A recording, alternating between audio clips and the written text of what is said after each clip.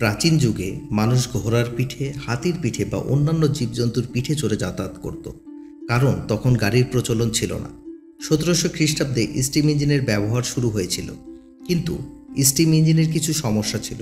প্রথমত, এটির গতি অনেক কম ছিল এবং স্টিম ইঞ্জিনের জ্বালানির প্রায় 90% শক্তি নষ্ট হতো, ফলে জ্বালানির খরচ বেশি হতো। কিন্তু ডিজেল ইঞ্জিন আসার পরে গতি নিয়ে কোনো সমস্যা ছিল না এবং জ্বালানিও অতটা অপচয় হতো না। ডিজেল ইঞ্জিন আসার পরে গাড়ি আর ট্রান্সপোর্ট সিস্টেম একটা নতুন রূপ পায়।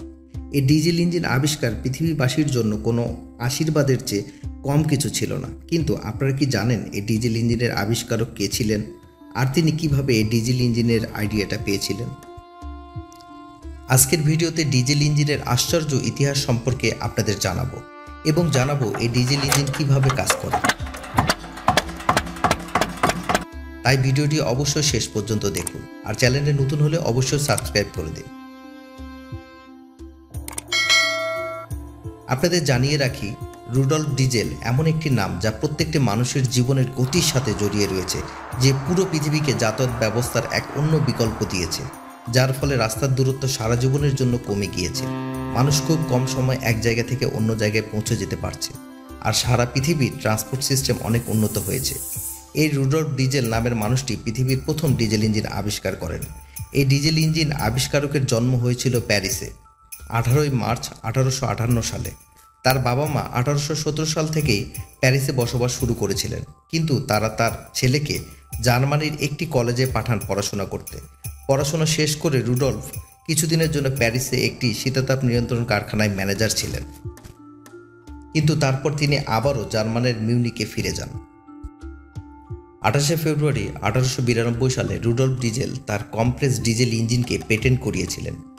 পেটেন্ট হলো এক ধরনের ছাড়পত্র যে আপনি এই জিনিসটি প্রথম আবিষ্কার করেছেন এবং এটি তৈরির অধিকার শুধুমাত্র আপনার কাছেই আছে।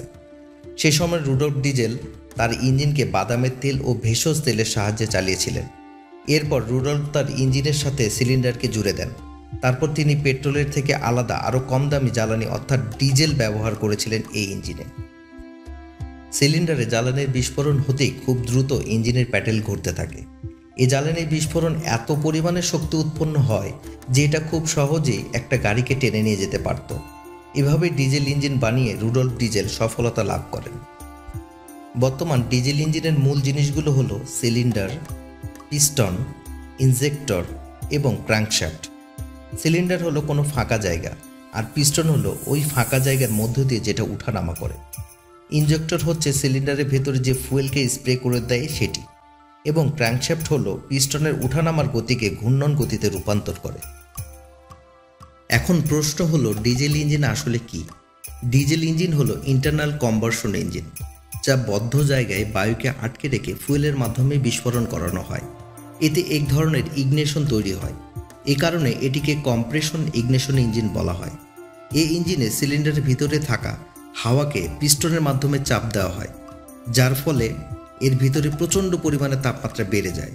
তারপর যখন ইঞ্জিনের ভিতরে ডিজেল ঢালা হয় তখন তাপমাত্রা আরও বেড়ে যায় এবং তার ফলে বিস্ফোরণ হয়। সেই বিস্ফোরণের শক্তি পিস্টনকে ধাক্কা দেয়, আর পিস্টন উপরে নিচে ঘুরতে শুরু করে।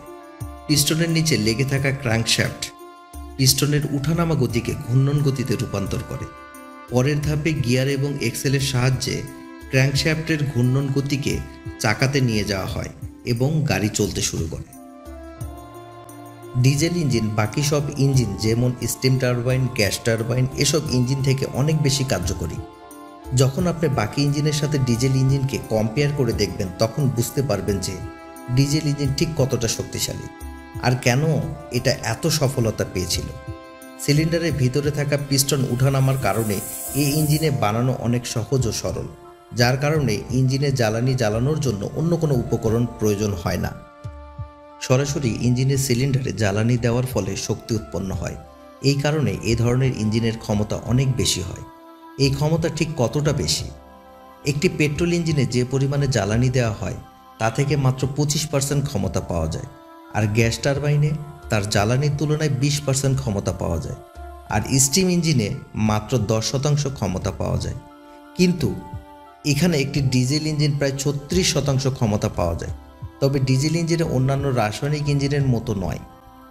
এতে নাইট্রোজেন ব্যবহারের ফলে এই ইঞ্জিন থেকে যে ধোঁয়া বের হয় তা পরিবেশের জন্য খুব ক্ষতিকারক। তবে আজ থেকে 200 বছর আগে মানুষ পরিবেশ নিয়ে এতটা সচেতন ছিল না। 1700 খ্রিস্টাব্দ থেকে 1800 খ্রিস্টাব্দ স্টিম ইঞ্জিনের প্রচলন খুব বেশি ছিল। তবুও এই রুডল্ফ ডিজেল এই ডিজেল ইঞ্জিন বানিয়ে স্টিম ইঞ্জিনকে কঠিন টক্কর দিয়েছিল। এখন বর্তমানে ডিজেল ইঞ্জিনের সফলতা আমরা নিজেদের চোখের সামনেই দেখতে পাচ্ছি। ডিজেল ইঞ্জিন আবিষ্কারের পর রুডল্ফের জীবনে অনেক পরিবর্তন আসে। বিভিন্ন বড় বড় কোম্পানি তার সাথে যোগাযোগ শুরু করে। সেই কোম্পানি থেকে ডিজেল ইঞ্জিন বানানোর জন্য রুডল্ফ অনেক বড় বড় অর্ডার পান। এইভাবে রুডল্ফের কাজ চলতে থাকে। আর কিছুদিনের মধ্যে রুডল্ফ একজন ধনী ব্যক্তি হয়ে ওঠেন। তারপর 17 সেপ্টেম্বর 1898 সালে তিনি জেনারেল ডিজেল ইঞ্জিন নামে একটি কোম্পানি শুরু করেন।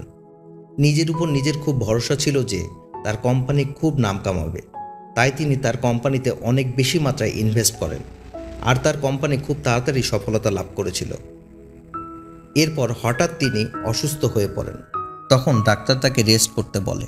নিজের শরীরের অসুস্থতার কারণে ভোলগান ওয়েল ডেভেলপমেন্ট এগ্রিমেন্টে তার প্রায় 3 লক্ষ টাকার লোকসান হয়। এখন থেকে প্রায় 120 বছর আগে 3 লক্ষ টাকা অ্যামাউন্ট যে কতটা বড় ছিল তা আপনারা ভালোভাবেই জানেন। এছাড়াও শেয়ার মার্কেটে 3.5 বিলিয়ন লোকসানের পর রুডল্ফকে অনেক বড় সমস্যার সম্মুখীন হতে হয়েছিল। তখন তিনি তার নতুন 4 সিলিন্ডার কম্প্যাক্ট ইঞ্জিনের পেটেন্টও হারিয়ে ফেলেছিলেন। এরপর রুডল্ফ ডিজেল হঠাৎ করে নিখোঁজ হয়ে যান। অনেক খোঁজাখুঁজি করেও তাকে কোথাও পাওয়া যায়নি। 10 অক্টোবর 1913 সালে রহস্যজনকভাবে রুডল্ফ ডিজেলের লাশ পাওয়া যায়। রুডল্ফ ডিজেলের মৃত্যুর কারণ এখনও কেউ জানে না। তার মৃত্যু এখন একটি রহস্য হয়েই রয়ে গেছে। কিন্তু অনুমান করে বলা হয়েছে হয়তো শেষ জীবনে তিনি অবসাদে ভুগছিলেন এবং তাই তিনি আত্মহত্যা করেন। আবার অনেকের ধারণা রুডল্ফের তৈরি ডিজেল ইঞ্জিন সেই সময়ে খুব সফল হয়। এই কারণেই স্টিম ইঞ্জিনের চাহিদা অনেকটা কমে যায়। আর স্টিম ইঞ্জিনের জ্বালানি হলো কয়লা। বলা হয় সে সময়ে বড় বড় কয়লা কোম্পানির মালিকেরা ষড়যন্ত্র করে রুডল্ফকে হত্যা করেছিলেন। রুডল্ফের যখন ডেড বডি বের করা হয় তখন তাকে চেনার মতো পরিস্থিতি ছিল না। তার ছেলে ইউজেফ ডেড বডি থেকে প্রাপ্ত জিনিস দেখে বুঝতে পারে এটা তার বাবার মৃতদেহ। আর এইভাবে সে সময়ের একজন মহান বিজ্ঞানীর জীবনের সমাপ্তি হয়। বন্ধুরা, আপনার কি মনে হয় বিজ্ঞানী রুডল্ফ কি আত্মহত্যা করেছিল না কয়লা কোম্পানির মালিকেরা তাকে হত্যা করেছিল? আপনার মতামত আমাদের কমেন্ট বক্সে জানান। ভিডিওটি ভালো লাগলে অবশ্যই লাইক করে দিন আর বন্ধুদের সাথে শেয়ার করে দিন। আজকে এই পর্যন্তই। আবারও দেখা হবে মজার কোনো ভিডিও নিয়ে। ধন্যবাদ।